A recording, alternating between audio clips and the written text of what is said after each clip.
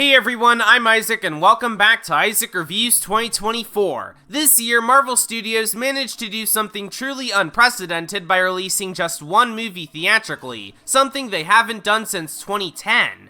Sure, they're also putting out a few shows for Disney+, but the fact that they're actually willing to give us just one movie after how disappointing a lot of their recent output has been, that's impressive in all honesty.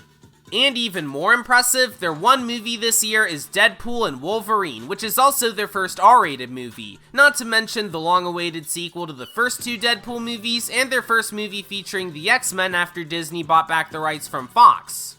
Now, about those first two Deadpool movies, they're pretty good if I do say so myself. Nothing spectacular to be sure, but they do have some consistently funny jokes, great action, and Ryan Reynolds being perfectly cast in the lead role.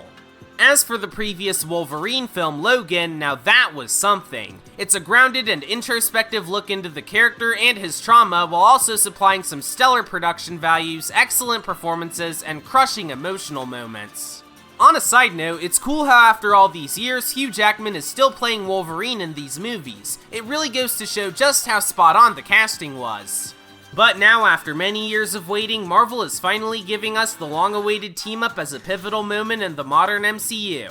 And after all the mediocre or just flat-out bad content they had released in the past 3 years, this was something I was genuinely excited for. And was the wait worth it? Honestly, yeah. It sees Wade Wilson, aka Deadpool, living a normal life before he gets pulled out of it by the Time Variance Authority so that he could potentially be something greater than he already is. But when he learns that his timeline is due to be destroyed, he teams up with a reluctant Wolverine variant in order to save the multiverse. Now, despite it being the main selling point of this new saga in the MCU, the development of the multiverse has been a bit of a mess. Thankfully, while it's not as bad here as it is in some other projects, the writing in Deadpool and Wolverine is probably the weakest of the trilogy from a writing perspective. Like I said, the writing isn't bad per se. In fact, it had some really good elements that I'll get to later, but it felt very all over the place and a bit difficult to keep up with at times, not to mention there aren't too many notable locations outside of the TVA and Cassandra Nova's base.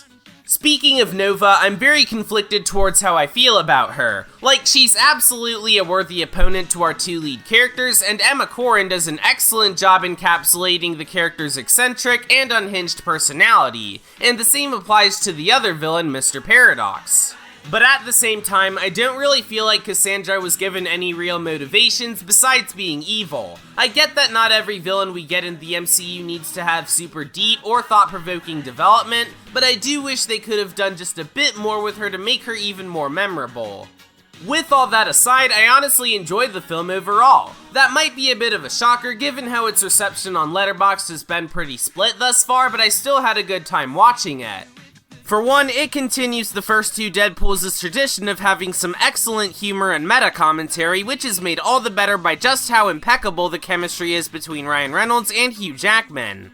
As for the writing, while it's not perfect as previously mentioned, it considerably ups the stakes with the conflict on top of having some surprisingly good emotional moments.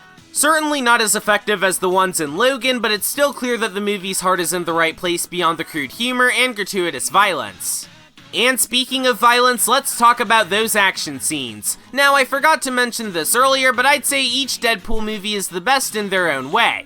The first one has the best humor, the second has the best writing, and this one has the best action. It takes full advantage of its R rating with some brutal fight scenes, on top of having some stellar choreography and great visuals. Surprisingly enough, Deadpool and Wolverine actually feels pretty conservative with how much CGI it uses, especially compared to most other recent MCU projects. And not only does the CGI we get actually look really good, but it also has some lovely cinematography, a killer soundtrack, excellent costumes, and well-designed sets. On that note, it's worth mentioning that this is the last film that production designer Raymond Chan worked on, as he unfortunately passed away a few months prior to its release. It's definitely unfortunate that someone so important to the film was unable to see the end result of his work, so I figured I should bring him up because he did a great job here and his contributions should not go unnoticed. Back on track now, what else is there for me to mention about Deadpool and Wolverine? Oh right, the cameos.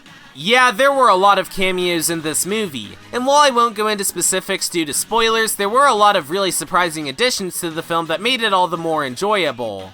I can't think of a whole lot else I need to say here, so in conclusion, Deadpool and Wolverine may not have been as good as I hoped it could have been, but it was still a great addition to the MCU in spite of how mediocre a lot of their recent output has been.